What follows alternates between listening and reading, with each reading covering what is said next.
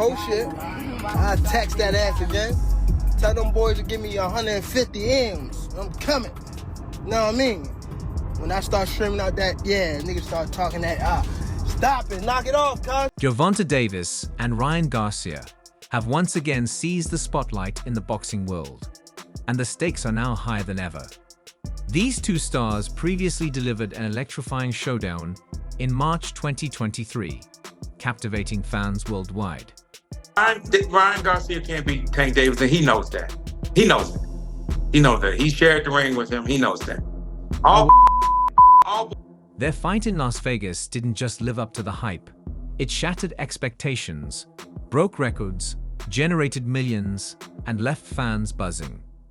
Now the prospect of a rematch has fans even more excited, especially with talks of massive paydays, Saudi Arabian backing, and unresolved tension fueling the narrative. Their first encounter was monumental for good reason. It wasn't just a meeting of two skilled fighters. It was a collision of contrasting personalities and passionate fan bases. Ryan Garcia came out strong, throwing fast and aggressive punches in an attempt to overwhelm Gervonta Davis.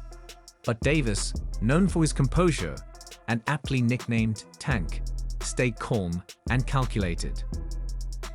Pivotal knockdown in the second round swung the momentum firmly in Davis's favor. By the seventh round, Davis delivered a masterclass in precision, landing a sneaky body shot that brought Garcia to one knee.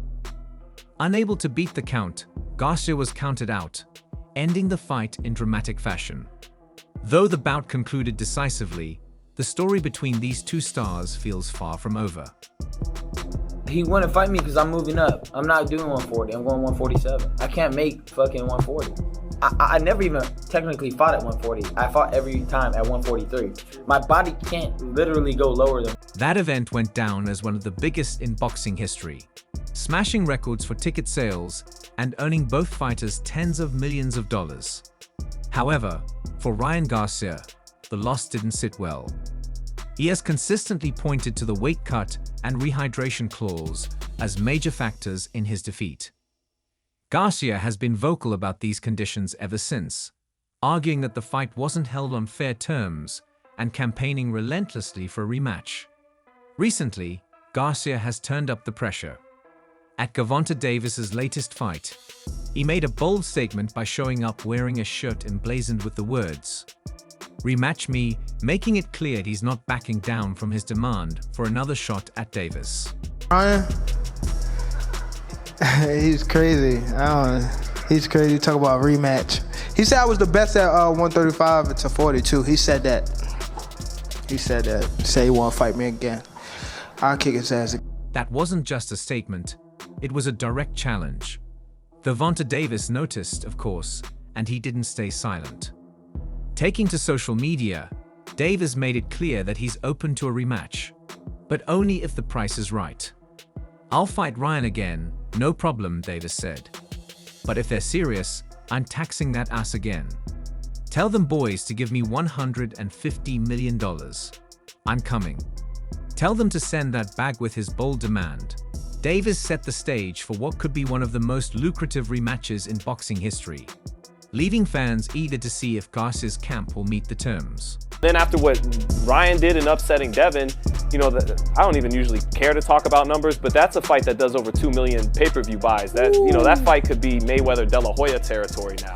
Okay. So I think that fight might be the biggest fight in boxing. The demand certainly raised eyebrows. Some fans called it outrageous, while others saw it as a savvy move by Gervonta Davis. After all, their first fight was a blockbuster success, so why not aim for an even bigger payday? Regardless of the opinions, one thing was certain: it got people talking. Then, seemingly out of nowhere, Saudi Arabia entered the conversation. Turki Al-Sheikh, a prominent figure in Saudi Arabia's entertainment industry, has reportedly agreed to meet Davis's $150 million demand. Known for hosting high-profile events in the kingdom, Al-Sheikh seems poised to make this rematch his next big spectacle.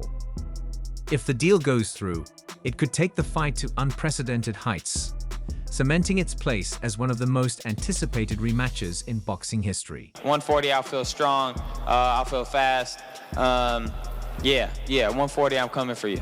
We're gonna be cool, you know. We're gonna be cool, and it was a great fight. I hope to get a rematch one day. Obviously, I gotta pile up some wins, and hopefully we'll meet down the line again. The idea of hosting the fight in Saudi Arabia comes with its share of controversy. Critics argue that the country uses sports as a way to divert attention from its human rights issues, while others note that fighters are primarily drawn to the massive paychecks these Saudi events provide. Love it or hate it, the offer is on the table, and it's hard to imagine Gervonta Davis and Ryan Garcia turning it down.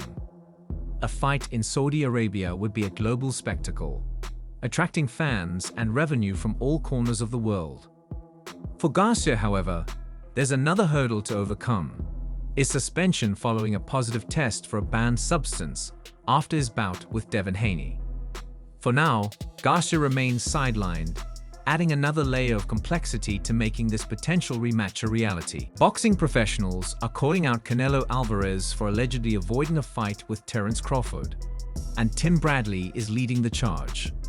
This week, the former boxing champion made waves on his YouTube channel, delivering a fiery message directed at the unified super middleweight star. Bradley urged Canelo to stop sidestepping Crawford and give the reigning welterweight champion the fight he deserves. Bradley's remarks resonated with fans, who are eager for this blockbuster showdown. But the question lingers: does this matchup truly make sense? Yeah, I can't do anything. My mind, I told him, like, even in the back, I was like, dude, my legs feel weak, everything feels weak. Even after that, Yeah, because they didn't let me rehydrate the right way. So when I was there, I was like, damn, my legs are weak. I'm hitting, but I don't feel strong. I'm like, fuck, dude, I'm in for some shit right now. I was like... According to Bradley, the answer is a resounding yes. He argued that Canelo owes it to the sport and its fans to make the fight happen. Bradley also criticized Canelo for previously avoiding a clash with David Benavidez, calling on him to step up and face Crawford instead. Addressing concerns about size and strength, Bradley dismissed the idea that Canelo's physicality would be too much for Crawford.